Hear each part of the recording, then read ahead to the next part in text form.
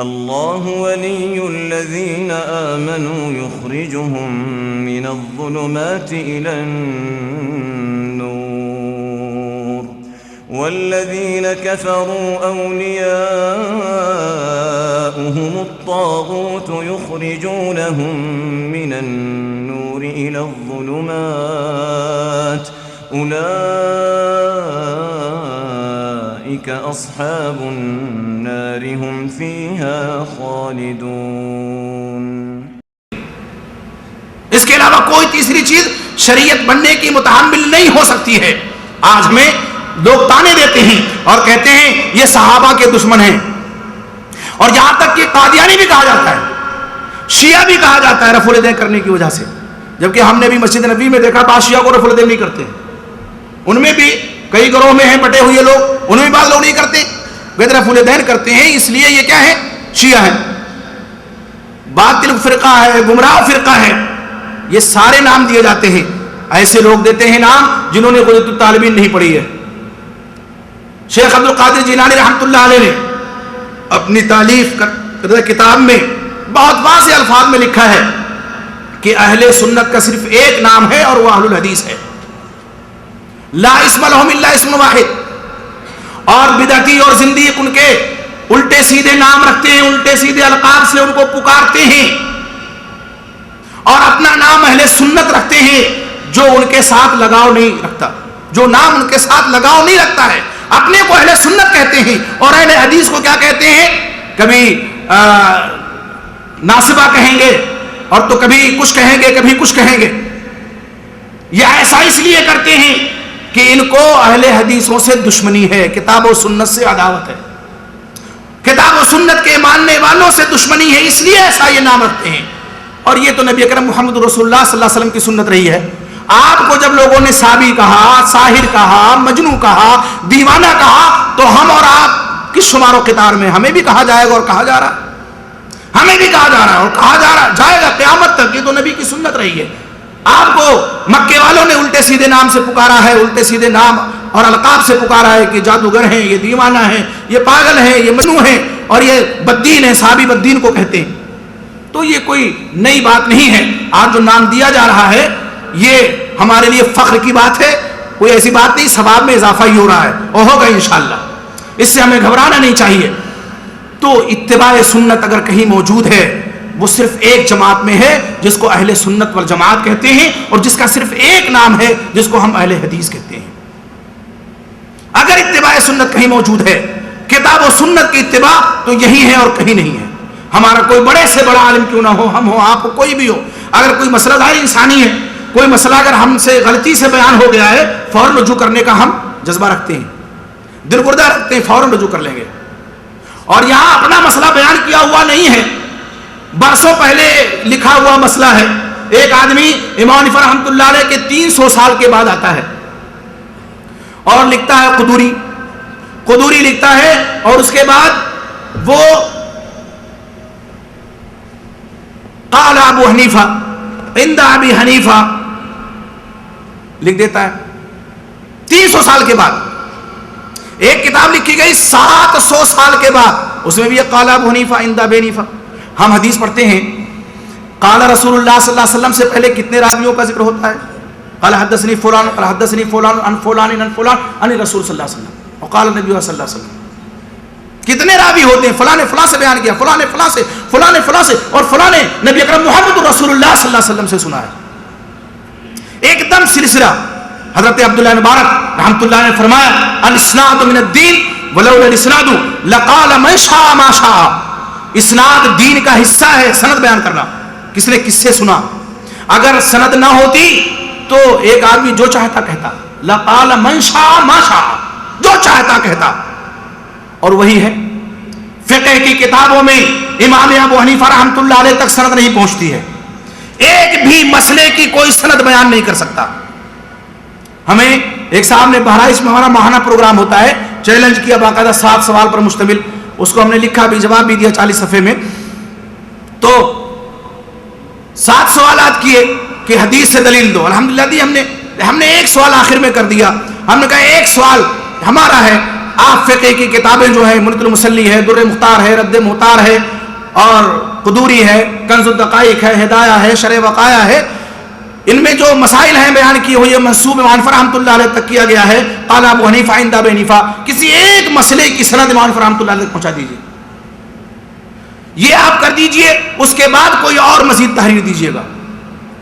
اور آج تک کئی مہینے ہو گئے سناٹا ہے, ایک بھی سند نہیں ہے. 30 سال کے بعد آدمی قلم اٹھاتا ہے, لکھ دیتا قال ابو حنیفہ. ہم کیسے مان لیں کہ امام حنیفہ رحمۃ اللہ علیہ کا یہ فرمان ہے؟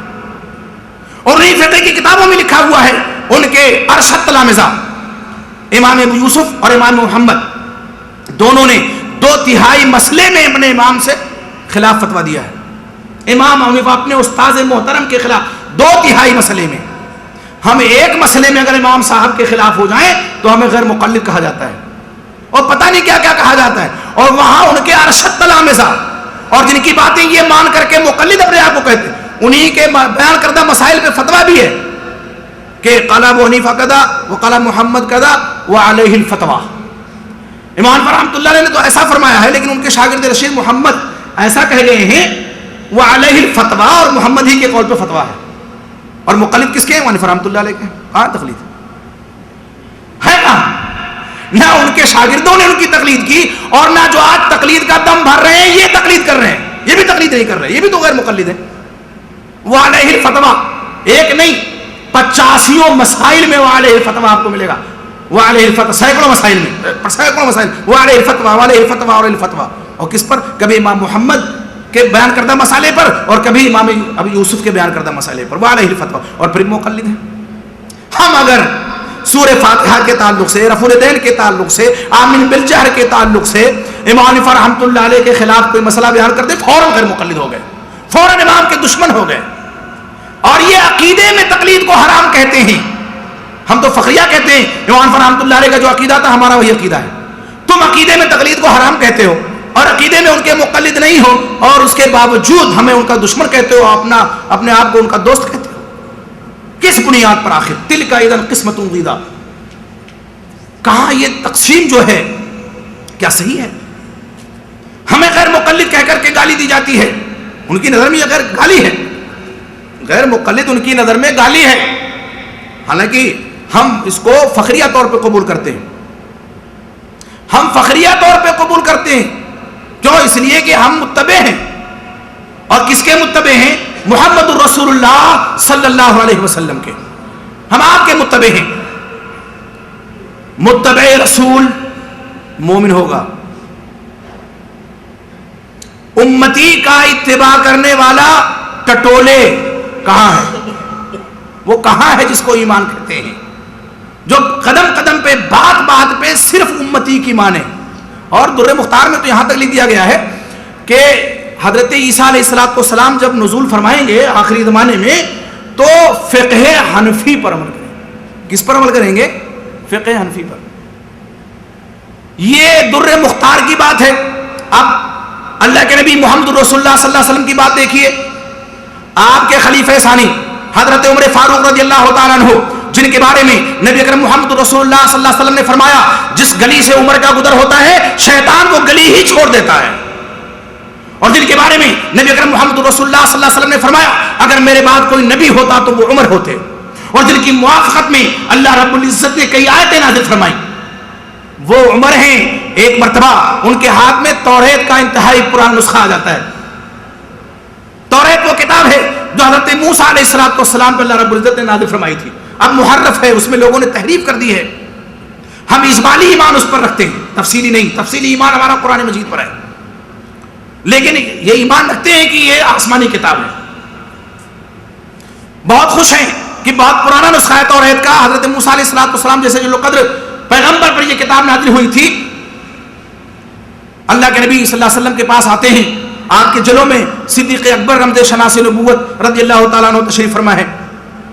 حضرت عمر بہت خوش ہیں. اللہ کے وسلم نگاہ اقدس اٹھاتے ہیں اور پوچھتے ہیں عمر بات کیا ہے؟ تمہارے چہرے سے تو مسرت ٹپک رہی ہے. کہ اللہ کے رسول مت پوچھیے, آج تو بہت خوش ہوں میں. وجہ کہ یہ جو آپ دیکھ رہے ہیں نا, یہ توریت کا بہت ہی پرانا نسخہ ہے. اتنے مگن اور اتنے خوش تھے، اتنا کہا نبی صلی اللہ علیہ وسلم کا چہرہ بدل گیا. تغیر وجہ رسول اللہ صلی اللہ علیہ وسلم، اللہ کے نبی محمد رسول اللہ صلی اللہ علیہ وسلم کا چہرہ متغیر ہو گیا، سرخ ہو گیا ہمارے غصے کے. حضرت عمر پہچان نہیں سکے. ابو صدیق رضی اللہ تعالیٰ نے دیکھا تو عمر کو مخاطب کرتے ہوئے فرمایا سکرت کی سبا کے لیے عمر الا تنظر الی وجہ رسول اللہ صلی اللہ علیہ وسلم، عمر تجھ کو گم کرنے والیاں گم پائیں کہ اللہ کے نبی صلی اللہ علیہ وسلم کے چہرے انور کی جانب نہیں دیکھا. اور جب دیکھا تو عمر جیسے جلالی آدمی کے بدن پہ کب کبھی تاری ہو گئی. اللہ کے رسول کیا خطا ہو گئی ہے، کون سی غلطی ہو گئی ہے؟ کہا عمر یہ جو کتاب تمہارے ہاتھ میں ہے نا توریت، یہ کتاب جس نبی پہ نازل کی تھی اللہ رب العزت نے، وہ نبی اگر آ جائیں اور میری نبوت کا زمانہ پالے ما وسعہ الا اتباعی، لو کان موسیٰ حیا وادرک نبوتی ما وسعہ الا اتباعی. اگر موسیٰ علیہ السلام آ جائیں اور میری نبوت کا زمانہ پالیں تو میری اتباع کے بغیر کوئی چارہ نہیں ہے. اسی کو قرآن مجید میں اللہ رب العزت نے فرمایا وَإِذْ أَخَذَ اللَّهُ مِيثَاقَ النَّبِيِّينَ لَمَا آتَيْتُكُم مِّن كِتَابٍ وَحِكْمَةٍ ثُمَّ جَاءَكُمْ رَسُولٌ مُصَدِّقٌ لِّمَا مَعَكُمْ لَتُؤْمِنُنَّ بِهِ وَلَتَنصُرُنَّهُ قَالَ أَقْرَرْتُمْ وَأَخَذْتُمْ عَلَىٰ ذَٰلِكُمْ إِصْرِي قَالُوا أَقْرَرْنَا قَالَ فَاشْهَدُوا وَأَنَا مَعَكُم مِّنَ الشَّاهِدِينَ. اس وقت کو یاد کرو وَإِذْ أَخَذَ اللَّهُ مِيثَاقَ النَّبِيِّينَ، جب اللہ نے نبیوں سے عہد و پیمان لیا تھا کہ جب ہم تمہیں کتاب و حکمت دے دیں اور تمہارے بعد رسول آئے کوئی کتاب و حکمت دے کر کے تو تم اس کی پیروی کرو گے، اس کی مدد کرو گے. یہ عہد تم دے رہے ہو؟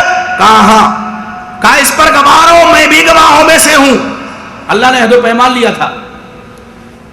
اس سے مراد کوئی بھی نبی اور رسول ہو سکتے ہیں، لیکن سب سے زیادہ یہ آیت صادق کس پر آ رہی ہے؟ نبی آخر الزمان محمد رسول اللہ صلی اللہ علیہ وسلم.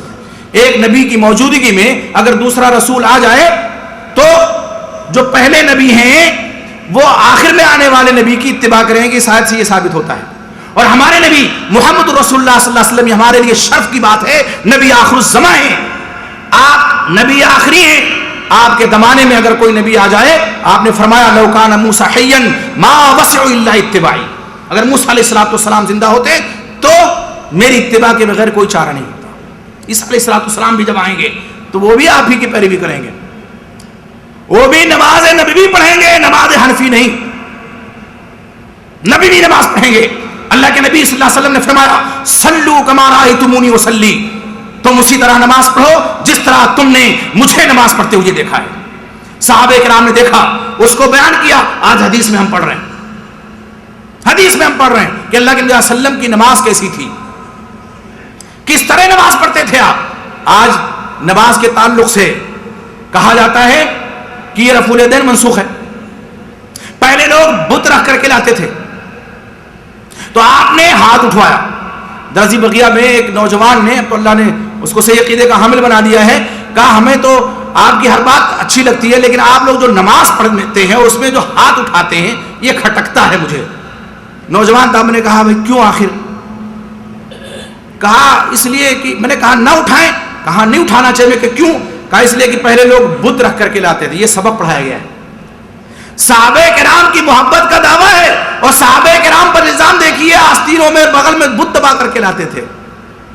تو اللہ کے نبی صلی اللہ علیہ وسلم ہاتھ اٹھاتے تھے، بت گر جائیں تو آکے اللہ ہی کے لیے نماز ہو. ہم نے کہا یہی وجہ. کہا ہم سے تو یہی بیان کیا جاتا ہے.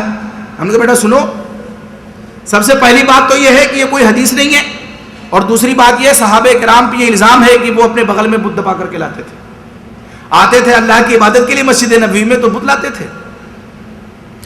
دوسری بات سنو، رفع الیدین پہلی مرتبہ سبھی اس کے قائل ہیں تکبیر تحریمہ کے وقت، اور ہم تو صرف کان کی لو تک اٹھاتے ہیں، یہ انگلی ہماری جاتی ہے بیچ والی، اور تم لوگ تو ایسے اٹھاتے ہو. اگر بغل میں بت رکھنا ہی وجہ ہوتا تو پہلے رفع الیدین کو آپ منع کرتے تو گر گئے. یہی نہ کرو. ہم نے منع، اگر ممانعت کا سبب بت رکھ کر کے لانا ہوتا تو اللہ کے نبی صلی اللہ علیہ وسلم پہلے موقع پہ جو پہلی دفعہ رفع الیدین کیا جاتا ہے اس کو منع فرماتے. یہ بات اس لڑکے کے سمجھ میں آ گئی اور کافی دیر تک دور تک مجھے چھوڑنے آیا اور پھر اللہ نے اس کو نیک سمجھ دے دی. تو آپ دیکھیے کہ اس طرح سے سبق پڑھایا جاتا ہے. کہا جاتا ہے سورہ فاتحہ پڑھو گے امام کے پیچھے تو منہ میں انگارے ڈالے جائیں گے. نمازی کے منہ میں اور انگارے، یقین کرنے والی بات ہے. یقین کرنے والی بات ہے نمازی کے منہ میں انگارے. عجیب عجیب مسئلے بیان کیے جاتے ہیں. نماز کا اتنا اہتمام, پیشانیوں پہ گٹے پڑے ہوئے, نماز کے لیے بلایا جا رہا, اور انہی مسجدوں سے نمازیوں کو نکالا جا رہا ہے جو نمازی سنت کے مطابق نماز پڑھ رہے ہیں. یہ کہاں کا اسلام ہے, یہ کہاں کا انصاف ہے کہ نبی اکرم محمد رسول اللہ صلی اللہ علیہ وسلم کا اتباع کرنے والے جو لوگ ہیں ان کو مسجدوں سے نکالا جائے. ایک زمانے میں ہم بچپن میں صرف سنتے تھے کہ بریلوی مسجد دھلتے ہیں اگر کوئی وہابی, جس میں دیوبندی اور حدیث دونوں ہوتے تھے, اور اب تو دونوں مل گئے ہیں, قارورہ دونوں کو مل گیا ہے. کیا ہم بھائی مقلد بھائی ہیں یا غیر مقلد لگے؟ مقلد بھائی ہیں, اب مقلد بھائی ہو گئے. پہلے مسئلہ جب آتا تھا تو ہماری مدد لی جاتی تھی. ثناء اللہ امرتسری کو بلاؤ رحمۃ اللہ علیہ, وہی محاذ سنبھالیں گے. بریلویوں سے ٹکر ہے, بخیا ادھیڑ دیں گے بریلوی, اس لیے کہ وہ جو ظاہر میں کر رہے ہیں وہ یہ لوگ باطن میں کر رہے ہیں. فرق کیا ہے؟ اگر آپ حقیقت میں گھس کر کے دیکھیں گے تو آپ کو یقین آ جائے گا کہ ان سے کہیں زیادہ وہ کئی قدم آگے. کشف کا مسئلہ لے لیجیے آپ, لکھ دیا ایک صاحب نے کہ ایک لڑکا نوجوان کشف قبور اس کو حاصل تھا, قبر میں کیا ہو رہا ہے مردوں کے ساتھ کشف ہو جاتا تھا. اپنی ماں کو اس نے دیکھا عذاب ہو رہا ہے, کشف قبور کا ملکہ تھا اسے, آیا میرے پاس, کہا حضرت میری ماں عذاب میں گرفتار ہے, کیا کیا جائے؟ کہا کہ کچھ نصاب میرے پاس تھے, قرآن کا نصاب لوگ رکھتے ہیں, وہ قرآن خوانی کا جو نصاب ہوتا ہے نا, قرآن خوانی کا کوئی ثبوت نہیں ہے کتاب و سنت میں, نصاب رکھتے ہیں. کوئی جائے کہے کہ ماں کی وفات ہو گئی, باپ کی وفات ہو گئی, قرآن خوانی کرانا چاہتے ہیں حضرت, تو کیا کہا جاتا ہے؟ دیکھو ایسا ہے, اتنا نصاب میرے پاس ہے لیکن فلاں سے وعدہ کیا ہوا تھا میں نے, اب تم آ گئے ہو پہلے تو تم کو اتنا دے دیتے ہیں. اسٹاک کر لیا ہے, اور وہ اسٹاک کیا قرآن پڑھ کے کیا ہے؟ نہیں.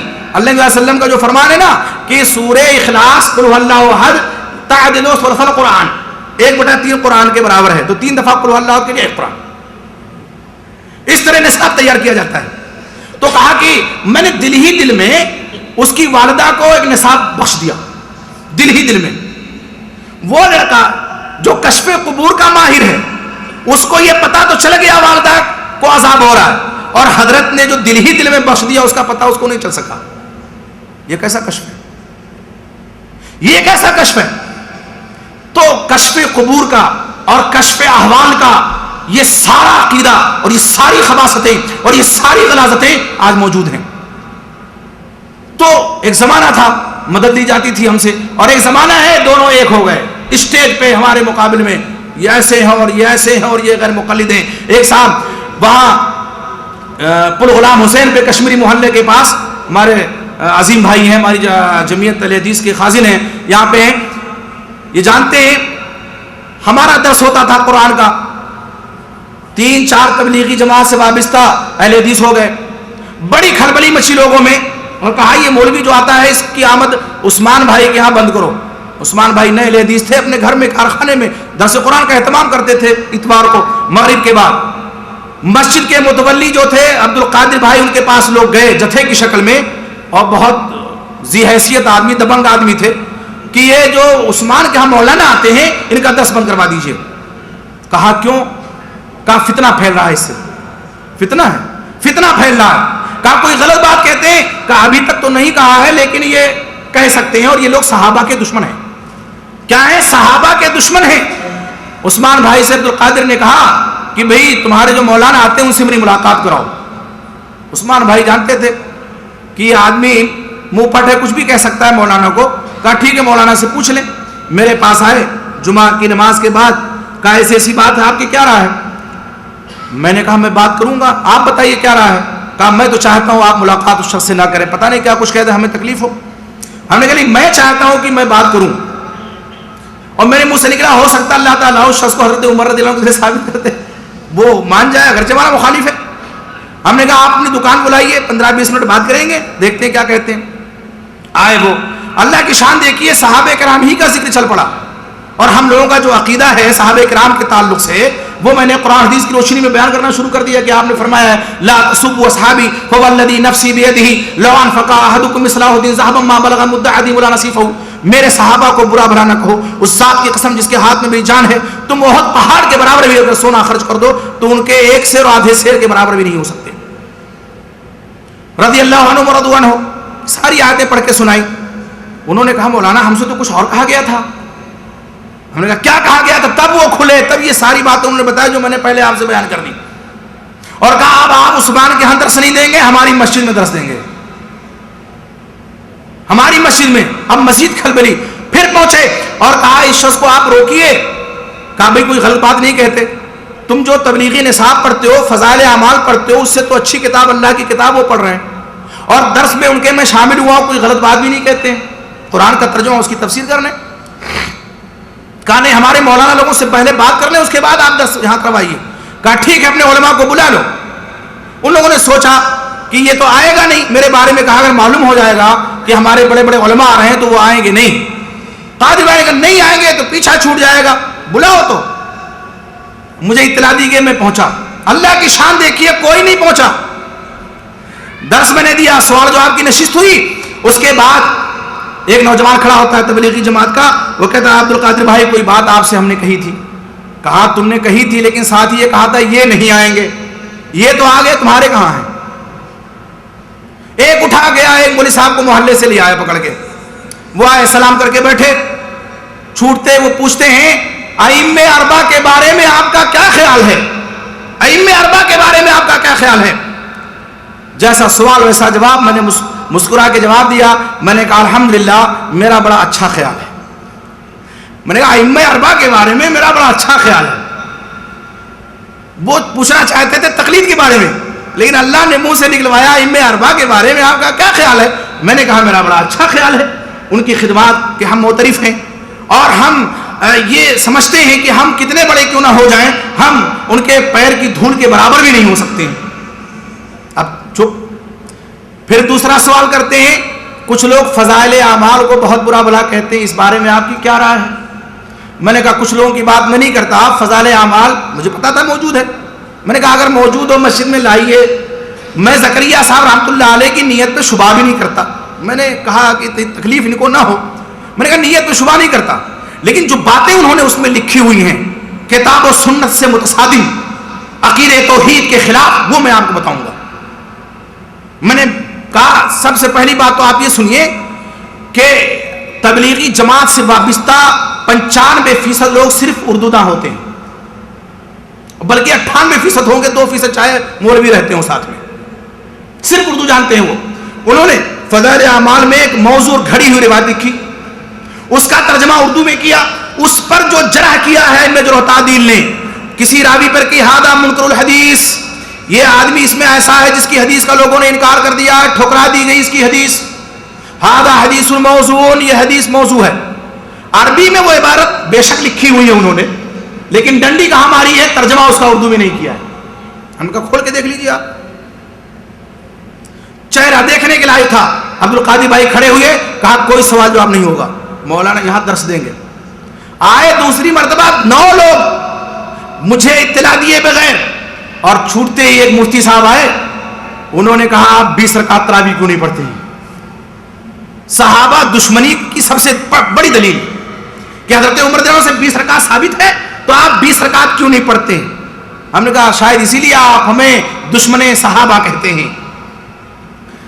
ہم نے کہا حضرت ہمیں تو پتہ نہیں تھا کہ ابھی رمضان 5 مہینے بعد آئے گا اور آپ تراویح کی بحث چھیڑ دیں گے، ورنہ میں کتاب لے کر کے آتا موطا امام مالک، جہاں حضرت عمر سے یہ ثابت ہے 20، وہی صحیح سند سے 8 بھی ثابت ہے. 20 والی ضعیف ہے، 8 والی حسن روایت ہے. اور مجھے موقع دیجیے 15 منٹ کا، میں لے کر کے آتا ہوں، ابھی آپ کو دکھاتا ہوں. حضرت عمر سے بھی میں وتر 11 رکعت ثابت ہے، میں نے حدیث پڑھ کر کے سنائی. میں نے کہا امر عمر الخطاب رضی اللہ تعالیٰ عنہ ابی بن کعب و تمیم الداری ان یصلی بمسجد المدینہ 11 رکعۃ. حضرت عمر الخطاب رضی اللہ تعالیٰ عنہ نے ابی بن کعب کو، تمیم الداری رضی اللہ عنہ کو حکم دیا کہ مدینے کی مسجدوں میں میں وتر 11 رکعت پڑھائیں. ہم نے کہا یہ روایت موجود ہے، حضرت عمر کا حکم موجود ہے، تو ہم ان کے دشمن کب ہیں؟ اللہ کے نبی محمد رسول اللہ صلی اللہ علیہ وسلم کے متبع ہوتے. میں نے کہا موقع دیجیے. کہا کسی دوسرے کو بھیج دیجیے. میں نے کہا کتاب میرے پاس ہے, میں دوسرے کو کیوں بھیجوں؟ میں نے کہا شاید آپ یہ سمجھتے ہو کہ یہ جائے گا تو آئے گا نہیں. میں نے کہا میں لباس تو نہیں اتار سکتا, یہ موبائل میرا موجود ہے, اگر نہ آؤں میں واپس تو یہ آپ رکھ لیجئے گا ضمانت کے طور پہ. عبد القادر بھائی پھر کھڑے ہوئے, کہا نہیں مولانا آپ جا کر کے لائیے. ان کے مولوی مصنف نے شیبہ گئے لینے کے لیے, آئے. پہلے میں پہنچا, میں نے سب کو کتاب دی. میں نے کہا تسلی کر لیجئے, یہ روایت میں نے جس طرح بیان کی موجود ہے موطا امام مالک میں. وہ آئے نمار الحق قاسمی صاحب لے کر کے, مصنف لے کر کے آئے. اب حدیث پڑھ رہے ہیں 20 رکعت والی. مصنف ایسی کتاب ہے جس میں صحیح حدیث بھی ہے, ضعیف بھی اور موضوع روایتیں بھی ہیں. موضوع روایتیں بھی اس میں ہیں. انہوں نے پڑھنی شروع کی. ایک راوی کا ذکر آیا تو میں نے کہا ان کی کنیت یہاں مذکور ہے, ان کا نام کیا ہے؟ تو مفتی صاحب کہتے ہیں اس نام کے بہت گزرے ہیں. میں نے کہا میں بہت کے بارے میں نہیں پوچھ رہا ہوں, اس روایت میں جو یہ ہے ان کے بارے میں آپ بتائیے. میں نے کہا آپ نام صرف بتا دیں, یہ نہ بتائیں کہ یہ ضعیف ہیں یا ثقہ ہیں, میں مان جاؤں گا. اور نام ہوتا نہ بتائیں گے وہ آدمی مجہول العین و مجہول الحال. تو ہم نے کہا نام بتا دیجئے. آگے بحث کے دوران بات جب چل رہی تھی تو مفتی صاحب نے کہہ دیا تھا حرمین میں 20 ہوتی ہے, آپ کیوں نہیں پڑھتے؟ میں نے کہا حرمین میں جو 20 ہوتی ہے اگر ان کا عمل دلیل ہے تو جس طرح وہ نماز پڑھتے ہیں آج شروع کر دیجئے عشاء کے وقت سے. رمضان کا جب مہینہ آئے گا تو پھر ہم بھی 8 رکعت سنت رسول سمجھ کے پڑھ لیں گے اور 12 نفل سمجھ کے پڑھ لیں گے. کہا ہم ان کی طرح نماز کیوں پڑھیں؟ ہم نے کہا آپ نہیں پڑھیں گے اور ہمیں کہہ رہے ہیں, ایک طرف ہمیں غیر مقلد بھی کہہ رہے ہیں, دوسری طرف کہہ رہے ہیں حرمین والوں کی تقلید کرو. ہم کیوں کریں گے؟ پھر ہم نے وجہ بیان کی کہ کیوں وہاں 20 رکعت ہے. ہم نے کہا 40 کی بھی روایت موجود ہے. کہنے کہ 40 کہاں ہے؟ ہم نے کہا جہاں 20 ہے وہیں 40 ہے. ابو انوار صاحب نیچے پیچھے پڑھ رہے ہیں, 40 والی آ گئی. میں نے کہا مفتی صاحب کہاں یہ 40 والی آپ کی روایت آ گئی؟ ہم نے کہا حضرت پیچھے پڑھیے 8 والی روایت آ رہی ہے صحیح سند کے ساتھ اسی مصنف نے شیبہ میں. اب اسٹارٹ تو انہوں نے کیا, پھر رک گئے. میں نے کہا آپ نہ پڑھے تو مجھے دے دیجئے. میں نے کتاب لی, دے دی انہوں نے, لیکن جتنی جلدی دی تھی اتنی تیزی کے ساتھ کھینچ لیا. میرا رومال بھی کھنچ گیا. قادر بھائی نے سمجھا کہ یہ لوگ بدتمیزی کر رہے ہیں مولانا کے ساتھ, کھڑے ہو گئے. کہا اتنی دیر سے میں سن رہا ہوں کہ آپ لوگ ان کے ساتھ جو ہے ایسا سلوک کر رہے ہیں, یہ تنہا ہے آپ. اور میں مسکرا کے بات کر رہا تھا, وہ ناراض ہو رہے ہیں, غصہ ہو رہے ہیں اور کہہ رہے ہیں آپ ہنس کیوں رہے ہیں. میں نے کہا آپ کو خوب پتا ہے کہ میں کیوں ہنس رہا ہوں. میں کیوں ہنس رہا ہوں آپ کو پتا ہے. غصہ میں آدمی بات نہیں کر سکتا, صحیح بات اس کے منہ سے نہیں نکل سکتی ہے. اور آپ کو پتا ہے کہ میں کیوں ہنس رہا ہوں. آپ کے دلائل جو ہیں لولی لنگڑی دلیل دے رہے ہیں. وہ کھڑے ہو گئے, کہا کہ نہیں کوئی بات نہیں ہوگی. یہ لائے تھے کتاب, سب کو دی تھی پڑھنے کے لیے. بتائیے مولانا آپ کو دی تھی, مفتی صاحب آپ کو دی تھی, سب نے پڑھی تھی. اب تھوڑی دیر کے لیے پڑھنا چاہتے ہیں, کیوں نہیں دے رہے آپ؟ اور میں جب کتاب لینے گیا تھا, انہیں عبد القادر بھائی جو متولی تھے مسجد کے, انہوں نے کہا ہمارے سمیر بھائی ہیں ان سے کہ آپ کے مولانا کی بات میں دم ہے, ہر بات دلی سے کرتے ہیں, یہ ہمارے مولوی تو صرف ہوا میں اڑ رہے ہیں, کچھ نہیں کہ وہ حقیقت میں وہ لے کر کے آئیں گے. اور میں پہنچا تو اللہ نے ان کو نیک سمجھ دی. اس طرح سے معارضہ کیا جاتا ہے, دشمن صحابہ کہا جاتا ہے. اور ہم کیوں دشمن صحابہ ہیں؟ اس لیے کہ 20 رکعت نہیں پڑھتے ہیں, بس یہی ایک دلیل ہے اور کوئی دلیل نہیں. 20 رکعت نہیں پڑھتے جو حضرت عمر سے منقول ہے, جبکہ حضرت عمر سے صحیح سند کے ساتھ جو ہے وہ 8 ہی رکعت ہے, میں وتر 11 رکعت. اس لیے ضرورت اس بات کی ہے کہ آج اللہ تعالیٰ نے ہمیں سرزمین میں جو اکٹھا کیا ہوا ہے, یہیں سے توحید پھیلی ہے, اسلام یہیں سے پھیلا ہے, حرمین سے, بلد امین سے, مدینہ طیبہ سے, جہاں سے دین پھیلا ہے. آج وہیں سے توحید کی اشاعت ہو رہی ہے. آپ توحید کے داعی بنیں, سنت کے داعی بنیں, سنت اور توحید کے مناد بنیں اور اس پر عامل بنیں. آپ یقین مانیے یہاں سے جو آپ درس لے کر کے جائیں گے, یہاں سے جو پیغام لے کر کے جائیں گے, اور آپ کی وجہ سے اگر ایک آدمی بھی راہ راست پہ آ گیا تو جب تک وہ راہ راست پہ رہے گا آپ کو ثواب ملتا رہے گا. اس کے ذریعے سے جو اور لوگ آتے رہیں گے سب کا ثواب آپ کو ملتا رہے گا. یہ ایسا صدقہ جاریہ ہے, ہمیشہ جاری رہے گا, اور ایسا علم ہے جس کا خیر ہمیں قیامت تک پہنچتا رہے گا, مرنے کے بعد بھی پہنچتا رہے گا. اس لیے آج جو اللہ نے موقع دیا ہے ہم اس کو غنیمت سمجھیں. ہم علماء کے دروس میں بیٹھیں, ہم یہ نہ پوچھیں کہ فلاں امام صاحب نے کیا کہا ہے. آج تو ایک ایسا ماحول الحمدللہ لکھنؤ میں ہمارے بن گیا ہے کہ وہ بھائی بھی ہمارے اپنے مولویوں سے دلیل مانگتے ہیں کہ مولوی صاحب آپ یہ کہہ رہے ہیں تو کہیں ہے حدیث میں. یہ اللہ کا فضل دیکھیے, آپ کی محنتوں کا ثمرہ ہے. ان کے لوگ دلیل مانگ رہے ہیں, پہلے دلیل نہیں مانگتے تھے, امام صاحب نے کہہ دیا بس آمنا و صدقنا, آپ وہ خود دلیل مانگ رہے ہیں. تو میرے بھائیوں, ضرورت اس کی ہے کہ جو اللہ تعالیٰ نے ہمیں دولت دی ہے اس دولت کو ہم لٹائیں. اللہ تعالیٰ ہمیں نیک عمل کرنے کی توفیق عطا فرمائے. اللہ تعالیٰ ہمارے دلوں میں اتباع کتاب و سنت کا جذبہ کوٹ کوٹ کر کے بھر دے. جب تک ہم دنیا میں زندہ رہیں, مومن اور مسلمان مر کر کے زندہ رہیں, اللہ تعالیٰ ہمیں ایک بنائے, نیک بنائے. ہمارا خاتمہ ہو تو ایمان پہ ہو. اللہ ہمیں وہ لوگ جو بیماروں کو شفا عطا فرما, وہ جو قرض دار ان کے قرض کو دور فرما دے, اور وہ مسلمان جو کہیں بھی کسی حال میں پریشان حال ہیں اللہ ان کی پریشانی کو دور فرما دے. آمین. وآخر دعوانا الحمدللہ رب العالمین.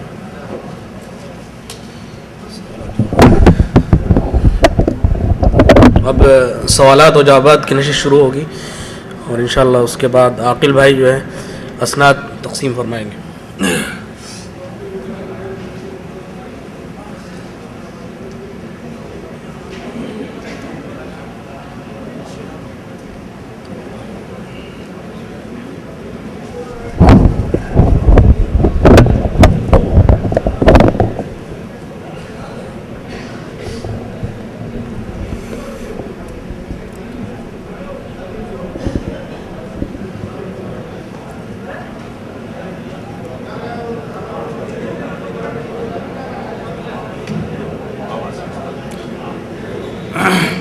الحمدللہ والصلاۃ والسلام علی رسول اللہ. یہ کچھ سوالات آئے ہیں. اس میں ایک سوال ہے, وضو اور کھانے کی حالت میں سلام کرنا کیسا ہے؟ دیکھیے, کھانے میں بات چیت تو بہرحال منع ہے, نہیں کرنا چاہیے, لیکن جو چیز منع ہے اس کو ہم کرتے ہیں. کھانا کھاتے وقت خاموشی سے کھانا کھانا چاہیے, لیکن وہ جاری رہتی ہے بات ہماری. اب اگر کوئی سلام آ کے کرتا ہے تو اس کے لیے ہم کہتے ہیں کہ جواب دینا حرام ہے.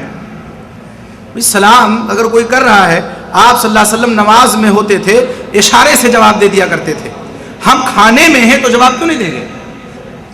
تو سلام اگر کوئی کرتا ہے وضو کی حالت میں اور کھانے کی حالت میں اس کا جواب دے سکتے ہیں. بہت سے لوگ قربانی کرتے ہیں, وہ 10 دن پہلے ناخن اور بال وغیرہ نہیں کاٹتے ہیں, کیا یہ صحیح ہے؟ قربانی کرنے والوں کے لیے اللہ کے نبی صلی اللہ علیہ وسلم کا حکم یہ ہے کہ وہ اپنے ناخن اور بال ترشوا لیں, کٹوا لیں, ثواب ان کو ملے گا. اگر کوئی نہیں کرتا ہے تو ثواب میں اس کے کمی بے شک ہوگی, لیکن وہ گنہگار نہیں ہوگا, ثواب میں کمی ہوگی. اور ایک اور شوشہ بعض لوگ چھوڑتے ہیں, اس میں تو نہیں ذکر ہے کہ اگر کسی نے بال اور ناخن نہیں کاٹے تو اس کی قربانی نہیں ہوئی. قربانی سے بال اور ناخن کا کوئی تعلق نہیں ہے. قربانی آپ کی ایک الگ عبادت ہے, وہ قربانی ہو جائے گی, اور بال ناخن اگر آپ کاٹتے ہیں اس کا ثواب ملے گا سنت رسول کی اتباع میں. بہت سے لوگ قربانی کر کے مردوں کو ثواب پہنچانے کی کوشش کرتے ہیں, کیا یہ صحیح ہے؟ یہ مختلف فی مسئلہ ضرور ہے کہ میت کی طرف سے قربانی کی جا سکتی ہے یا نہیں. سب سے پہلے تو ہم یہ سمجھیں کہ قربانی زندوں پر ہے, مردوں پہ نہیں ہے. یہ ایک بہت واضح مسئلہ ہے کہ زندوں پر ہے, مردوں پہ نہیں ہے. جو لوگ مردوں کی طرف سے قربانی کے جواز کے قائل ہیں ان کی دلیل اللہ کے نبی صلی اللہ علیہ وسلم کی وہ وصیت ہے جو حضرت علی رضی اللہ تعالیٰ عنہ کو انہوں نے آپ صلی اللہ علیہ وسلم نے کی تھی قربانی کرنے کے تعلق سے. سندن وہ روایت کیسی سے قطعی نظر وہ دلیل میں پیش کرتے ہیں. مولانا عبد اللہ محدث مبارک پوری رحمۃ اللہ علیہ نے مرآت المفاتین میں بہت اچھی اور بہت نفیس بحث کی ہے اس پہ. انہوں نے آخر میں لکھا ہے کہ مردوں کی طرف سے قربانی کب کی جائے گی؟ جب آدمی پہلے اپنی طرف سے کرے, کر سکتا ہے لیکن وہ قربانی نہیں, ان کے حق میں صدقہ ہوگا, اس کا جو ہے ثواب ان کو ملے گا اور صدقے کا ثواب ملے گا, اور گوشت وہ خود نہ کھائے, غربا اور مساکین میں اس گوشت کو تقسیم کر دیں. جی سوال ہے, جو لوگ صاحب استطاعت ہونے کے باوجود لڑکیوں کی شادی یا اس طرح کا کوئی عذر رکھ کر حج نہیں کرتے, ان کے لیے شریعت میں کیا حکم ہے؟ جی حج کے تعلق سے ترمذی کی ایک روایت آتی ہے, اللہ کے نبی صلی اللہ علیہ وسلم نے فرمایا کہ جو شخص صاحب استطاعت ہو اور حج نہ کرے تو اللہ کو کوئی پرواہ نہیں, وہ یہودی ہو کے مرتا ہے کہ نصرانی ہو کے مرتا ہے, یہودی ہو کے مرتا ہے کہ نصرانی ہو کے مرتا ہے. یہ فریضہ ہے، اور اللہ نے قرآن مجید میں فرمایا ہے وَلِلَّهِ لِلنَّاسِ حِجُّ الْبَيْتِ مَنِ اسْتَطَاعَ إِلَيْهِ سَبِيلًا، اللہ کے لیے لوگوں پر حج فرض ہے، وَلِلَّهِ لِلنَّاسِ حِجُّ الْبَيْتِ، بیت اللہ جو اس تک پہنچنے کی طاقت رکھتے ہیں۔ ہمارے پاس طاقت ہے، استطاعت ہے، تو ہم پہلے حج کر سکتے ہیں، اس میں کوئی وہ نہیں ہے، ہم حج کریں، اس کے بعد بیٹی کی شادی کریں۔ ہو سکتا ہے کہ اللہ تعالیٰ ہم حج میں دعا کریں، بیٹی کا کوئی رشتہ، اچھا رشتہ اللہ تعالیٰ ہمیں دلا دے، دعا تو ثابت ہے۔ تو اس طرح سے یہ عذر تلاش کرنا کہ بھی فلاں لڑکی کی شادی نہیں ہوئی ہے، لڑکے کی شادی نہیں ہوئی ہے، اور بڑھاپے کی عمر کو لوگ پہنچ جاتے ہیں۔ ہمارا ایک عام رجحان بنا ہوا ہے بر صغیر کا، انڈیا اور پاکستان کا، کہ لوگ آخر میں حج کرنے آتے ہیں، اور اسی لیے بہت پریشان رہتے ہیں بزرگ لوگ ہیں ہمارے کہ اب تو سب کچھ ہو گیا ہے، اب چلو حج کرنے چلتے ہیں، جبکہ جب طاقت ہوئی ہے فوراً حج فرض ہوا ہے۔ ایسا نہیں کہ ہم عمر کا انتظار کریں کہ ابھی یہ فریضہ باقی ہے، ابھی یہ فریضہ باقی ہے، جب طاقت فوراً حج فرض ہے، اس لیے کرنا چاہیے، کوئی عذر نہیں تلاش کرنا چاہیے۔ سوال ہے فضیلت الشیخ السلام علیکم، کیا ویڈیو کیسٹ بنوانا جائز ہے جبکہ آڈیو کیسٹ سے دعوت کا کام ہو سکتا ہے؟ کیا یہ جائز ہے؟ جواب دے کر شکریہ کا موقع عنایت فرمائیں۔ اس تعلق سے سب سے پہلے ہم یہ سمجھیں کہ موجودہ دور کی جو مشینریاں ہیں، یہ سائنس اور ٹیکنالوجی کا دور ہے، اور اس سائنس اور ٹیکنالوجی سے غیر بہت فائدہ اٹھا رہے ہیں۔ اسلام کے خلاف پروپیگنڈے کیے جا رہے ہیں، قرآن کے خلاف پروپیگنڈے ہو رہے ہیں، انہی مشینریوں کا فائدہ اٹھا کر کے لوگ کر رہے ہیں۔ آپ دیکھیں گے قادیانیوں کا چینل الگ ہے، اور مستشرقین کا الگ ہے، اور ان کا الگ ہے، ان کا الگ ہے، یہ سب ایسا کر رہے ہیں، اور دعوت جو جھوٹی ان کی دعوت ہے، جو باطل دعوت ہے، وہ گھر گھر اس طریقے سے پہنچا رہے ہیں۔ موجودہ دور کی مشینریوں سے دعوت کے تعلق سے فائدہ اٹھانا کوئی عیب کی بات نہیں ہے۔ ابھی چند برس پہلے ایک مسئلہ چھڑا تھا ہندوستان میں، اور فتوے بھی اس تعلق سے آئے تھے کہ ٹی وی پہ دینی پروگرام کا دیکھنا حرام ہے۔ دیوبند سے فتویٰ آیا تھا ٹی وی پہ دینی پروگرام کا دیکھنا حرام ہے، اور دلیل کیا دی گئی تھی؟ اس لیے کہ ٹی وی پہ آبرو باختہ چیزیں بھی آتی ہیں، فلمیں بھی دکھائی جاتی ہیں، ناچ گانے کی چیزیں بھی دکھائی جاتی ہیں، اس لیے حرام ہے دینی پروگرام کا نشر کرنا اور اس کو دیکھنا۔ ہم نے ایک پرچہ ہم نکالتے ہیں عفاف کے نام سے خواتین کا، اس میں لکھا ہے دائریے میں، ہم نے کہا مفتی صاحب کو دلیل بڑی اچھی سوچی ہے، اگر اس دلیل پر عمل کرنے پہ آئیں تو فتوے کا وہ قلم بھی مفتی صاحب کو توڑنا پڑے گا جس سے فتویٰ لکھتے ہیں۔ کیوں؟ آپ پوچھئے کیوں؟ اس لیے کہ یہی قلم جب سلمان رشدی کے ہاتھ میں پہنچتا ہے تو اس سے اللہ کے نبی اور اسلام کے خلاف گستاخی آمیز تحریریں صادر ہوتی ہیں۔ تسلیمہ نسرین کے ہاتھ میں وہی قلم پہنچے تو آبرو باختہ تحریریں صادر ہوتی ہیں۔ اب قلم کا کیا قصور ہے؟ اس ہاتھ کا قصور ہے جس میں قلم ہے، قلم کا تو کوئی قصور نہیں ہے۔ اسی دور میں ہمارے بریلی بھائی چپ کر رہتے، انہوں نے کہا لاؤڈ اسپیکر سے نماز پڑھانا حرام۔ انہوں نے کہا یہ بھی عجیب منطق ہے، بھئی دلیل کیا ہے؟ کتاب و سنت میں کوئی دلیل ہے؟ نہیں۔ اللہ کے نبی صلی اللہ علیہ وسلم نے حضرت بلال کو جو اذان کے لیے متعین کیا تھا، وجہ کیا تھی؟ جہوری صوت تھے، بلند آواز تھی ان کی، اس لیے دور تک آواز پہنچے۔ دلیل کیا دی؟ کہ چونکہ لاؤڈ اسپیکر میں امام کی آواز بدل جاتی ہے، پہچان مقتدی نہیں پاتے امام کون ہے، اس لیے لاؤڈ اسپیکر سے نماز باطل۔ ہم نے کہا یہ بھی اچھی سوچی ہے، یہ بھی فتویٰ دینا چاہیے اگر امام مذکوم ہو جائے تو اس کے پیچھے بھی نماز باطل، اس لیے کہ نزلہ و زکام میں بھی آواز بدل جاتی ہے، میری بھی کچھ آواز بدلی ہوئی ہے، نزلہ و زکام میں بھی آواز بدل جاتی ہے۔ نے کہا عجیب عجیب دلیلیں لوگ لاتے ہیں، قرآن میں کوئی دلیل نہیں، حدیث میں کوئی دلیل نہیں، آج ان مشریوں کا فائدہ اٹھا کر کے لوگ کہاں سے کہاں پہنچ رہے ہیں، اسلام کے خلاف پروپیگنڈے کر رہے ہیں۔ اور یقین جانیے ہمیں بڑی خوشی ہوتی ہے، ہمارے عادل بھائی ہیں، عاقل بھائی ہیں جدہ میں، اور ہمارے پرانے دوستوں میں سے ملاقات ہے ان سے، ان کا جو چینل ہم لوگ دیکھتے ہیں، ان کا جو پروگرام ہے، بڑی خوشی اور مسرت ہوتی ہے کہ حق کی بات پہنچ رہی ہے لوگوں تک۔ آپ یقین جانیے ہم حق پہنچا رہے ہیں، اس مشینری کا ہم جائز فائدہ اٹھا رہے ہیں، ناجائز نہیں اٹھا رہے ہیں۔ مشینری ہے، آپ اس کا صحیح بھی استعمال کر سکتے ہیں اور غلط استعمال کر سکتے ہیں، اس میں اس کا کوئی قصور نہیں ہے۔ ایک زمانے میں ریڈیو کی حرمت کا فتویٰ دیا گیا تھا، جبکہ اب آج گھر گھر کی ضرورت بن گئی ہے، اب تو ریڈیو کا ٹی وی ضرورت بن گئی ہے۔ کیا دنیا میں ہو رہا ہے مسلمان جانتا ہی نہیں ہے، اور اسی لیے سب سے پیچھے ہے۔ ایک زمانہ تھا انگریزوں کا دور تھا ہندوستان میں، دیوبند سے فتویٰ آ گیا انگریزی سیکھنا پڑھنا پڑھانا حرام، تو رہ گیا ویسے ہی۔ حکومت کے دفاتر پہ اور اس کے بست و کشاد پہ کس کا قبضہ ہو گیا؟ غیر مسلموں کا۔ یہ مسلمان اگر زندہ تھے ہی نہیں، حرمت کا فتویٰ آ گیا. اس لیے یہ چیزیں کوئی جو ہے ناجائز نہیں ہیں. ویڈیو آپ دینی پروگرام کے بنا سکتے ہیں، اس میں کوئی حرج کی بات نہیں ہے. جی ہماری کوئی بہن سوال کرتی ہیں کہ ساڑی اسلام میں حرام ہے یا سنت ہے؟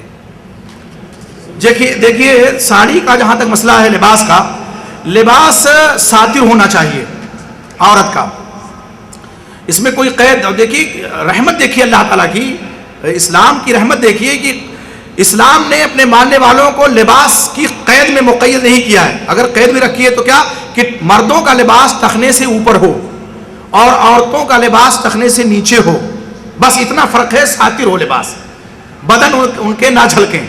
تو لباس کوئی بھی ہو اگر وہ ساتر ہے، پردہ ہے اس میں، تو پہنا جا سکتا ہے. لیکن بعض جگہوں پہ کوئی لباس کسی قوم کا شعار بن جاتا ہے تو اس سے اجتناب کرنا چاہیے. جیسے ہمارے ہندوستان میں اگر شعار ہے ساڑی غیر مسلم عورتوں کی تو اس سے اجتناب کرنا چاہیے، ویسے پہننے میں کوئی حرج نہیں ہے. کوئی بہن سوال کرتی ہیں فرائیڈے پریز فرض اور نفل، جمعے کی نماز فرض ہے یا نفل ہے؟ جی جمعے کی نماز تو فرض ہے مردوں پہ، اور عورتوں پہ جمعے کی نماز فرض نہیں ہے. اگر وہ آتی ہیں تو بہتر ہے، جمعے کا ثواب ان کو ملے گا، لیکن مردوں پر یہ فرض ہے.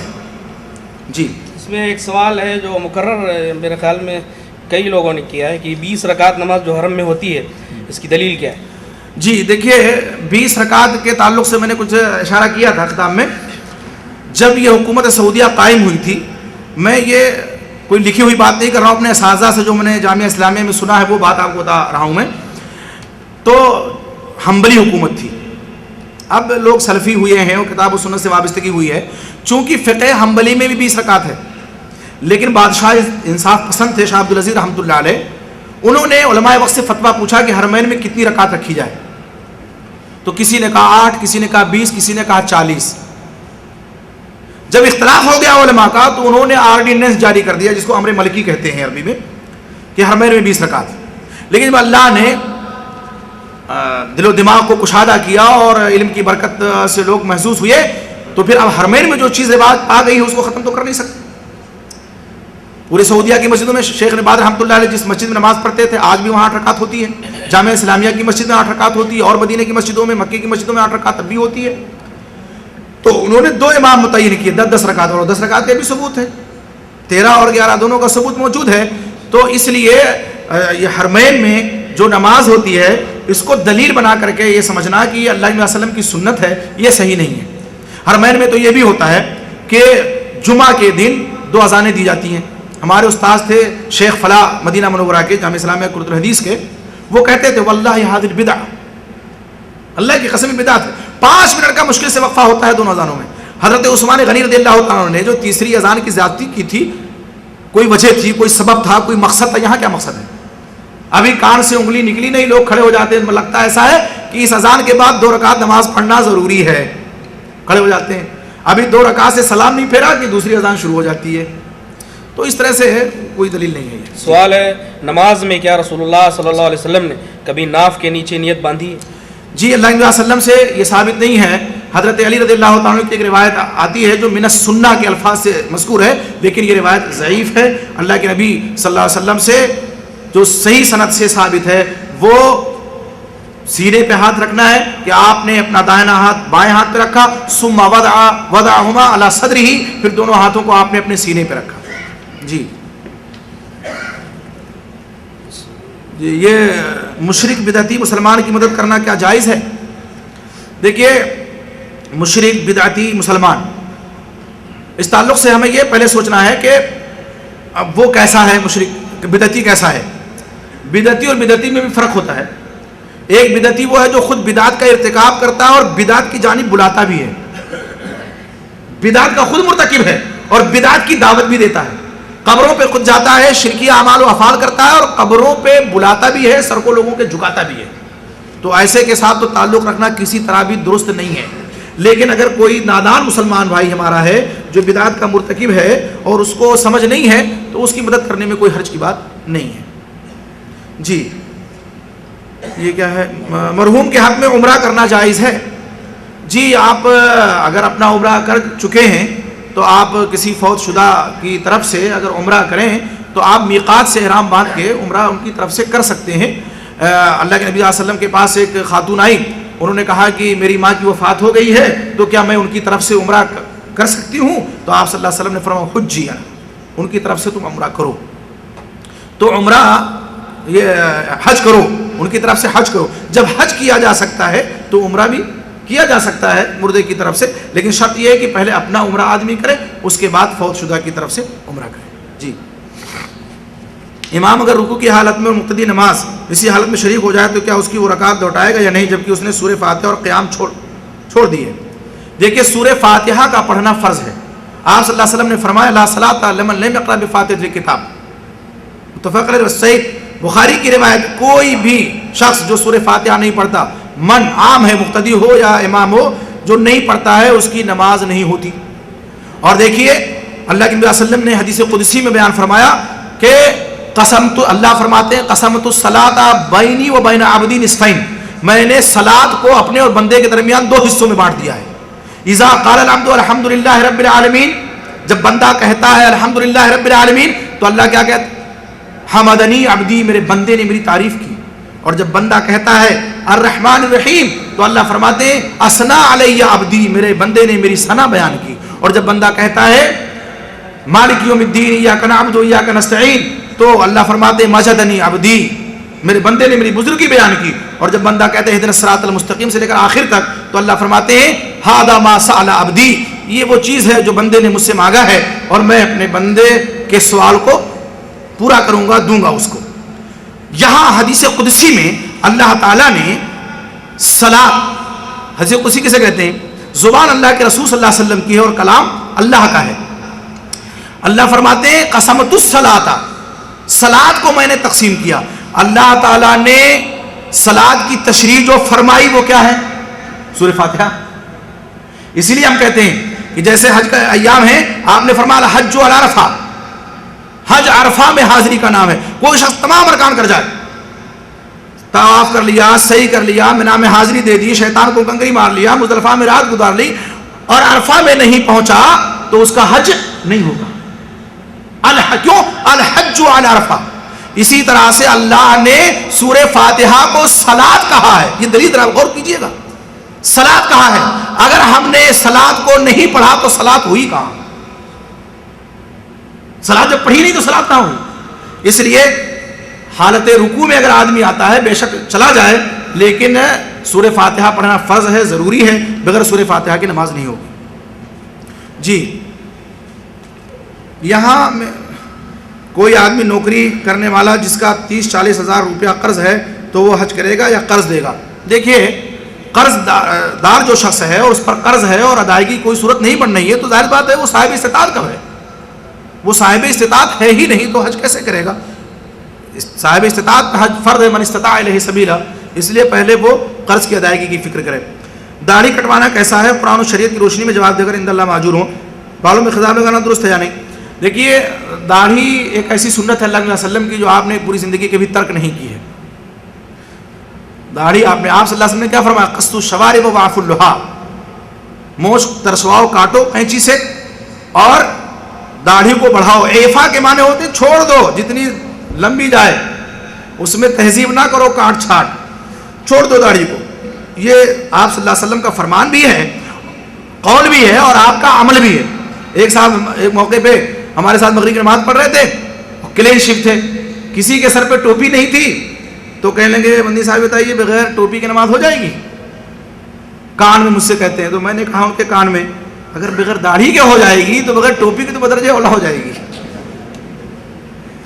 تو داڑھی رکھنا چاہیے, اللہ علیہ وسلم کی سنت ہے. اور بالوں میں خضاب, دیکھیے خضاب اللہ علیہ وسلم نے اس سے کالے خضاب سے منع فرمایا ہے.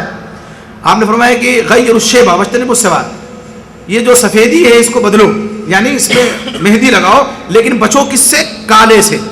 تو کالا خضاب نہیں لگانا چاہیے, اسے اجتناب کرنا چاہیے. البتہ سفید داڑھی ایک دم براق کی طرح نہیں رکھنا چاہیے. مہندی لگانا آپ صلی اللہ علیہ وسلم سے ثابت ہے اور آپ کا قول بھی ہے, عمل بھی ہے.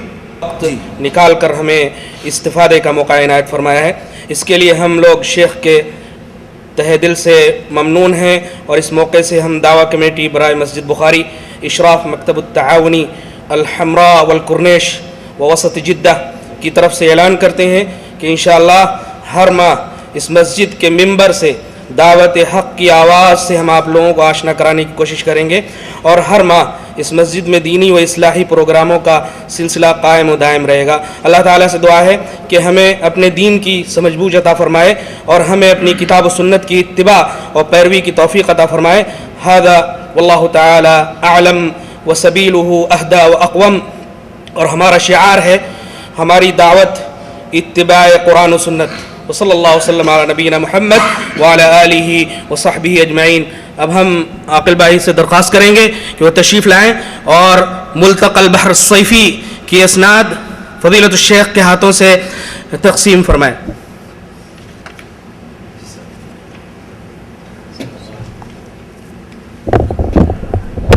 السلام علیکم ورحمۃ اللہ وبرکاتہ۔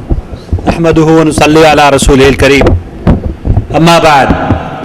حضرات، گزشتہ چند مہینوں میں اس مجلس میں موجود جو کالی جیکٹس والے ہیں، انہوں نے سعودی عرب کی تاریخ میں اتنے بڑے پروگرام کو آرگنائز کیا، ایک تاریخ رقم کی، جس کے اندر جدہ شہر میں علماء سلف ایک پروگرام میں ایک ماہ کے اندر 14 علماء کرام نے شرکت فرمائی، اور میں سمجھتا ہوں کہ یہ سعودی عرب کی تاریخ کا سب سے بڑا پروگرام تھا، جو کہ ان کالی جیکٹوں والوں کے تعاون سے الحمدللہ آپ لوگوں نے اس کو دیکھا، سنا، اور اس کی جو کامیابی ہے وہ ان لوگوں کے سر، ان کا جو صحرا ہے ان کے سر باندھا جانا چاہیے دراصل، لیکن چونکہ کسی نہ کسی کو تو اسٹیج پر کھڑا ہو کر کچھ نہ کچھ کہنا ہوتا ہے،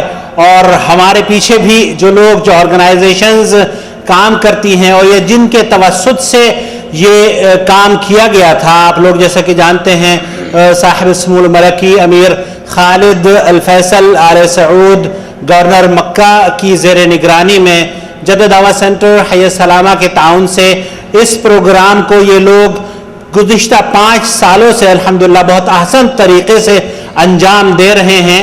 ہم as a token of appreciation ان کے لیے کچھ تو نہیں کر سکتے، لیکن صرف ان لوگوں کی حوصلہ افزائی کے لیے شیخ شہاب الدین سے درخواست کریں گے کہ اپنے دست مبارک سے ان لوگوں کو جو سرٹیفکیٹس ہیں ملتقى البحر الصیفی کی ذمہ داران کی طرف سے وہ دے دیں۔ میں ایک ایک کر کے نام یہاں پر پڑھوں گا، براہ کرم یہاں تشریف لاتے رہیں جن کا نام میں لوں۔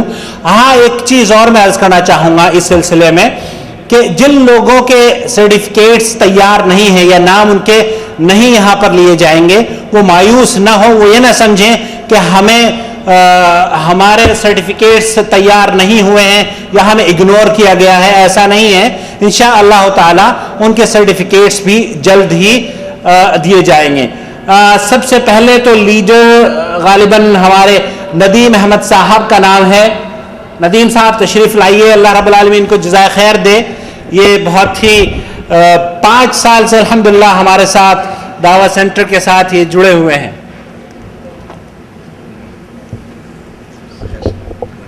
میرے خیال سے آپ ادھر تشریف لے آئیں تاکہ ویڈیو بھی بنتی رہے۔ صفدر عباس صاحب ہیں،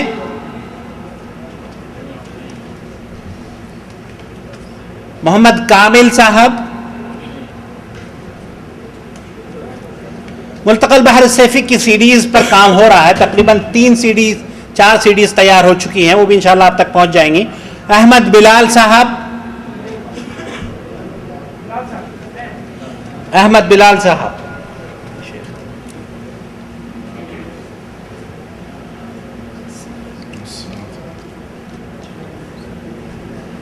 معین احمد صاحب،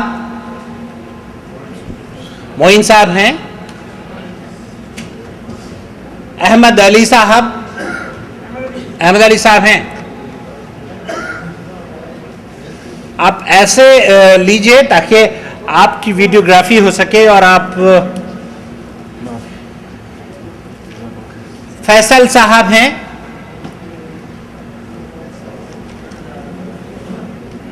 जमील अहमद अंसारी साहब हैं, जमील साहब माशाल्लाह।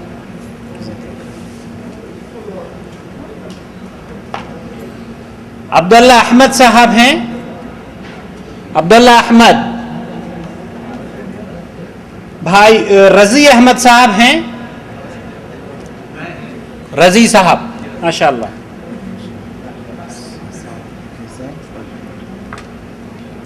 अब्दुल रऊफ साहब हैं, अब्दुल रऊफ साहब।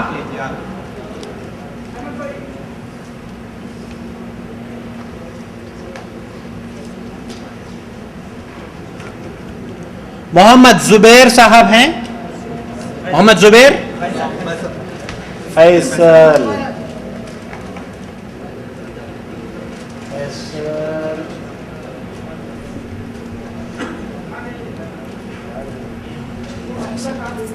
सफदर अब्बास हैं, अब्दुल्ला अहमद, फैसल साहब, मोहम्मद जुबैर साहब माशाल्लाह। आपका तो इंटरव्यू भी सब देख रहे हैं माशाल्लाह। अब्दुल्ला अहमद साहब, अब्दुल्ला साहब माशाल्लाह। अच्छा माशाल्लाह। मोहम्मद अकरम साहब,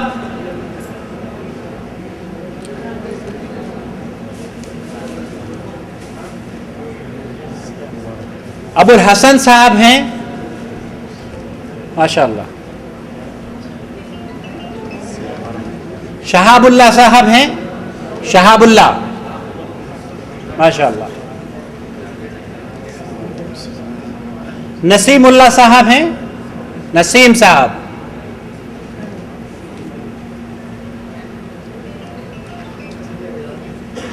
महमूद साहब हैं, महमूद साहब। रिजवान अली साहब हैं, रिजवान साहब माशाल्लाह। जद दावत सेंटर का लोगो देख लीजिए, ये माशाल्लाह मुबारक हो। अल्लाह ताला आपकी काविशों को कबूल फरमाए। मोहम्मद बिलाल साहब, मोहम्मद बिलाल साहब का तो इंटरव्यू लोग बहुत पसंद कर रहे हैं। मोहम्मद अब्दुल समी साहब, मोहम्मद अब्दुल समी साहब माशाल्लाह। वालेकुम अस्सलाम वरहमतुल्लाहि वबरकातुहू माशाल्लाह, मबरूक। हाफिज मोहम्मद इमरान साहब, हाफिज साहब भी तशरीफ रखते हैं। मोहम्मद आलम साहब, मुबारक हो, जज़ाकल्लाह खैर। मोहम्मद आलम साहब, जज़ाकल्लाह। मोहम्मद नसीर खान साहब, मोहम्मद नसीर खान साहब।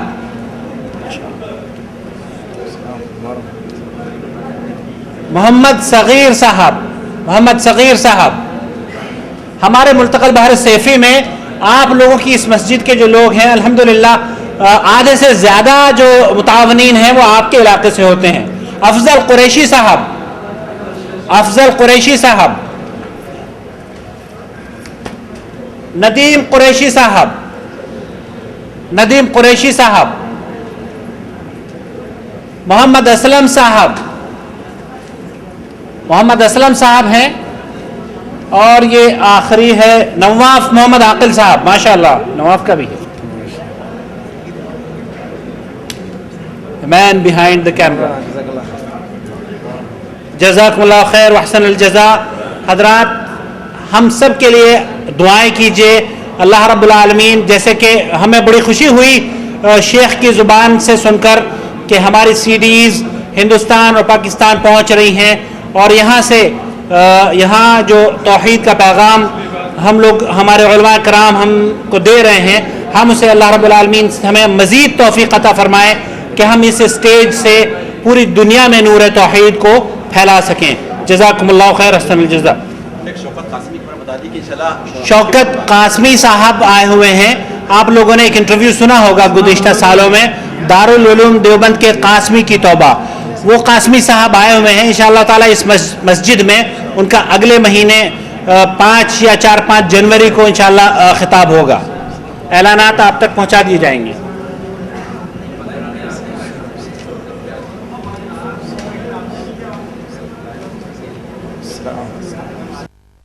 یہ نشست صاحب السمو الملکی امیر خالد الفیصل آل سعود حفظ اللہ گورنر مکہ المکرمہ کی زیر نگرانی جدہ دعویٰ سینٹر حی السلامہ کے تعاون سے منعقد ہوئی ہے. I tell you that at the end of the day you will go home with all your sins forgiven. اسلام کہتے ہیں سلام علیک سأستغفر لك ربی انہو کان بی حفیا. اللہ نے ہمیں کامل دین دیا، اس کامل دین کے علاوہ کوئی اور دین اللہ کے ہاں قابل قبول نہیں. اس اجرا کے لیے آخر وہ کہاں ہے وہ علم، کہاں ہے وہ تفقہ فی الدین، کہاں ہے وہ علم شریعت جس کے ذریعے ہم اس اسلام کو سمجھے جو نبی کریم صلی اللہ تعالی علیہ وسلم لے کر کے آئے تھے. مجھے کیا پتا کہ یا علی مدد اور یا اللہ مدد میں کیا فرق ہے، نہیں جانتا تھا میں.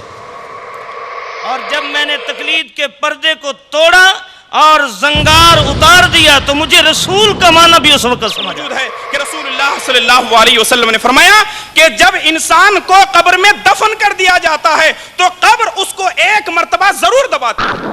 قبروں کے اندر کرامات دکھاتے ہیں، کسی کو اولاد دیتے ہیں، کسی کو رزق دیتے ہیں، کسی کی مشکل ڈالتے ہیں، کسی کے غم دور کرتے ہیں، کسی کو شفا دے دے. توحید کو اپنا لو، اللہ کے پاس کامیاب ہو جاؤ گے. اور دوسرا تملک العرب والعجم. اسے ایک بات ہی نہیں نکل پا رہی ہے اور یہ کیفیت دے کر کے آپ سب بڑے خوش ہوئے اور کہا انہا ابنت ابی بکر، یہ ابو بکر کی بیٹی ہے. کیا تم جانتی ہو؟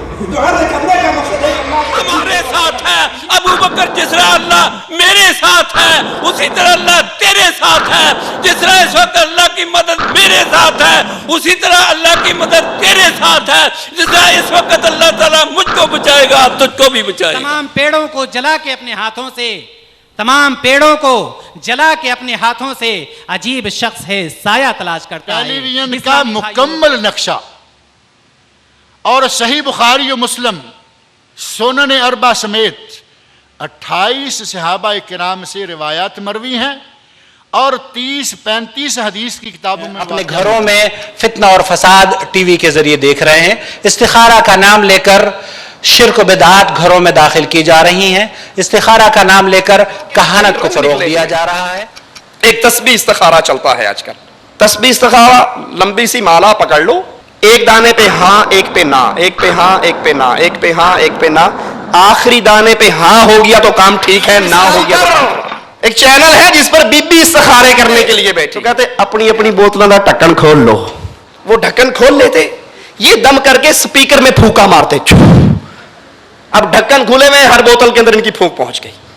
معاملہ زمانہ ترقی کر رہا ہے تو وہ پیر پھوکے شاہ سے اب باقاعدہ چینل کے اوپر پھوکے چلتے ہیں. جیسے مردود اور بدباطن جیسی شخصیتوں کو بھی دیکھ رہے ہیں. تسلیمہ نسرین اور فاطمہ نسرین اور اسی طرح کچھ دنوں پہلے ڈنمارک کی جو ہے صحافت اور اس کی تحریروں اور اس کے بنائے ہوئے رذیل حرکتوں کو بھی آپ نے اپنے نگاہوں سے مشاہدہ کیا اور آپ نے دیکھا کہ کس طرح علیہ الشمس یوم الجمعہ فیہ خلق آدم وفیہ ادخل الجنہ وفیہ اخرج منہا. اس مرتبہ 14 سے زیادہ علماء کرام نے اس کیمپ میں شرکت فرمائی. تاریخی کام ہو رہا ہے. پروگرام سے اللہ تبارک تعالیٰ نے جو ہے ہم ہندوستانی اور بنگلہ دیشی پاکستانی بھائیوں کے عقیدے درست ہوتے ہیں اور ان کو اللہ تعالیٰ بہت لوگوں کو ہدایت دیا ہے. تو ہم چاہتے ہیں کہ ہر سال اسی طرح اللہ تعالیٰ یہ پروگرام کرواتا ہے. یہاں سے آپ کیا سیکھ رہے ہیں ہمیں ذرا بتائیے. یہاں سے یہ سبق ملتا ہے کہ ہم کو اپنے رب کی اطاعت کرنی چاہیے اور اللہ کے رسول صلی اللہ علیہ وسلم نے جن باتوں کو پھیلایا ہے دین کے متعلق ہم کو اسی پر عمل کرنا چاہیے. آپ کی کوششوں کی قدر کرتا ہوں اور میں دعا کرتا ہوں کہ حکومت سعودیہ اور گورنر امیر مکہ اور جدہ دعویٰ سینٹر والوں کو اللہ تعالیٰ اور توفیق عطا فرمائے اور اس کا اجر عطا فرمائے اور ان کی کوششوں کو کامیاب فرمائے اور ہمیشہ قائم و دائم رکھے. سلفی چینل کے لیے قرآن و سنت پر مبنی پیغامات پہنچانے کے لیے ایسا چینل ہونا چاہیے اور چاہیے کہ جن کو اللہ نے توحید کی دولت بخشی ہے، سنت کی سمجھ دی ہے، ایسے لوگوں کو چاہیے کہ وہ اپنے مال کی قربانی دیں، وقت کی قربانی دیں، اپنی صلاحیتوں کو. یہاں آنے والا ہر شخص جو ہے عقائد اور توحید پہ علم سیکھ کے. شمیم احمد صاحب آپ کا کہاں سے تعلق ہے؟ میرا ہندوستان یو پی سے تعلق ہے، دہلی کے قریب. چیزیں دیکھنے کو اور سننے کو ابھی ملی ہیں جو کبھی ہم محسوس نہیں کر سکتے تھے اور ابھی ہم کو پتہ چلا ہے کہ کافی بدعت اور شرک ایسے پھیل رہا ہے آدمیوں کے جس میں اور جو محسوس ہی نہیں ہو رہا آدمیوں کو. آپ کا نام؟ محمد صابر. محمد صابر صاحب کہاں سے تعلق ہے؟ مکہ سے. मक्का मुकरमा से तशरीफ़ लाए हैं। दावत सेंटर, जद्दा दावत सेंटर का नाम सुना है आपने? जी हाँ सुना। किस तरह से सुना है? अल्लाह दीन का इसमें बहुत अच्छा काम हो रहा है और मेरा पहला इत्तेफाक है मैं यहाँ आया हूँ। अल्लाह ताला ज़रा खैर दे हमारे दावत सेंटर वालों को जिन्होंने इतना अच्छा यहाँ पे इंतज़ाम किया हुआ है और हर आने वाला साल पहले से बेहतर प्रोग्राम हो रहा है और पब्लिक भी ज़्यादा आ रही है और इंतज़ाम में हर तरीके से बेहतरी आ रही है और ये अल्लाह ताला का लाख लाख करम है कि उसने हम और आप जैसे लोगों को चुन रखा है। मेरा नाम मोहम्मद ज़ुबैर है, मैं लखनऊ का रहने वाला हूँ और यहाँ पर जो जद्दा दावा सेंटर है अल्हम्दुलिल्लाह इससे हमको बहुत ही दीन और इस्लाम की सही तालीमात मालूम हासिल होती है। हमारे उलमाए किराम हमें सिखा रहे हैं, हमें उम्मीद है कि इंशाअल्लाह ताला जिस मकसद के लिए हम लोग निकले हैं उस मकसद तक हम पहुँचें। अस्सलाम वालेकुम रहमतुल्लाहि व बरकातुहू।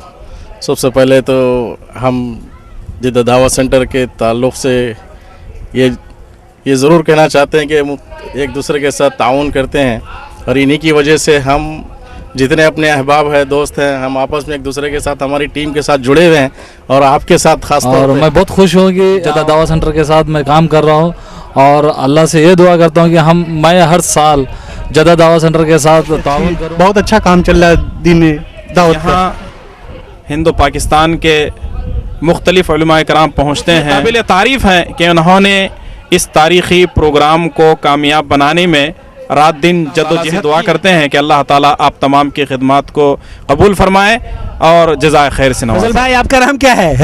मेरा नाम मोहम्मद फजल है। वालों के लिए जो उर्दू ज़ुबान वाले हैं उनके लिए ये खुशखबरी की बात है, जो अपने इलाक़े में जहाँ पे उर्दू बोली जाती है उस जगह वो तौहीद ना सीख सके, लेकिन यहाँ आके दावत सेंटर के ज़रिए अल्लाह ताला की तौफ़ीक़ से वो किताब व सुन्नत को जान लिए, का इल्म उनके दिलों में आया। अगर काश अल्लाह ताला इनकी ज़ुबानी, इनके चेहरों को अल्लाह ताला अपने इलाक़ों में अगर नूर टीवी के ज़रिए बता दिया तो क्या ही खूब होगा कि वो लोगों के लिए एक हिदायत का ज़रिया बन जाए। हमारे अख़वान जिनके तासुरात आपने सुने, इसी पर अपने भाई मोहम्मद आकिल को इजाज़त दीजिए। वस्सलामु अलैकुम वरहमतुल्लाहि वबरकातुहू।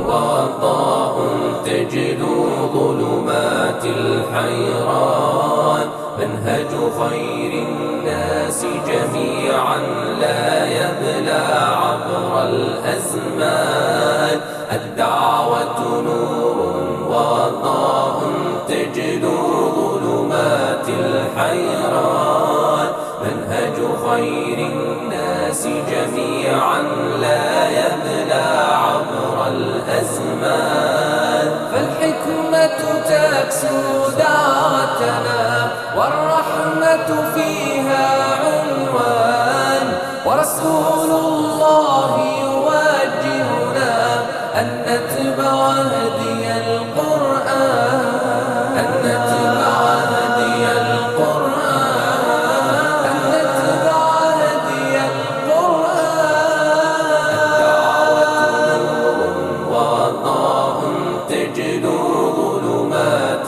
الحيران منهج خير الناس جميعا لا يبلى عبر الأزمان الدعوة نور وضاء